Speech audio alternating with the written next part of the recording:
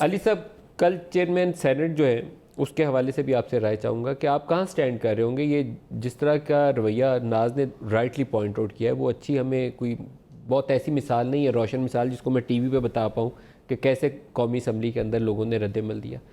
تو کیا ایسے ہی سینٹ کے اندر بھی یہی کچھ ہی ہوگا؟ بندے اٹھائے جائیں گے، غائب ہو جائیں گے، چیئرمین سینٹ کیسے جیتے گا، کیسے ہارے گا، اس کا فیصلہ ہارس ٹریڈنگ یا طاقت کے زور پر ہوگا؟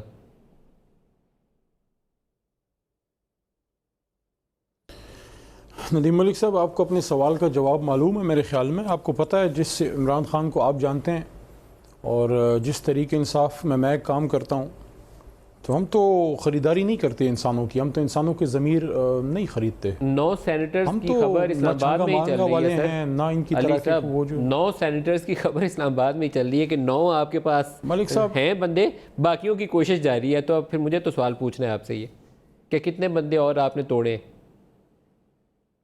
ملک صاحب میرے پاس کوئی خرید و فروخت کی خبریں نہیں ہیں، نہ میرے پاس ہوتی ہیں، نہ تحریک انصاف خرید و فروخت کرتی ہے. دوسرا، کل اسمبلی کی بات ہوئی تو ایک بات تو میں کیٹیگوریکلی یہاں کہنا چاہتا ہوں، چیلنج آل دی اپوزیشن، سب کو میں چیلنج کرتا ہوں.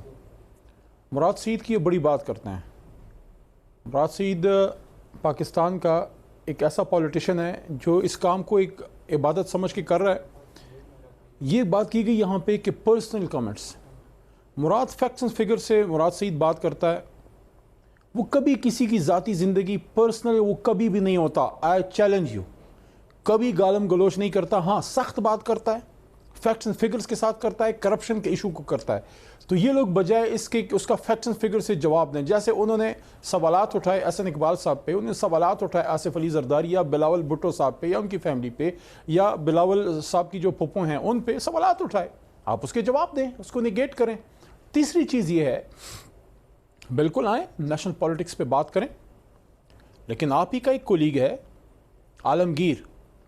آپ کو سب کو فخر ہونا چاہیے کہ آپ کی پارلیمان میں اب ایسے لڑکے، ایسے نوجوان آنا شروع ہوئے ہیں جو کسی بڑی پولیٹیکل ڈائنیسٹی کے بیٹے نہیں ہیں.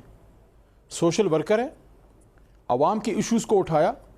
تحریک انصاف نے اس بنیاد پہ عمران خان صاحب نے عالمگیر صاحب کو پک کیا کہ یہ لڑکا جو ہے نوجوان عوام کے مسائل، اس نے گناہ یہ کیا. سینٹ کا سوال آپ دیکھ رہے ہیں.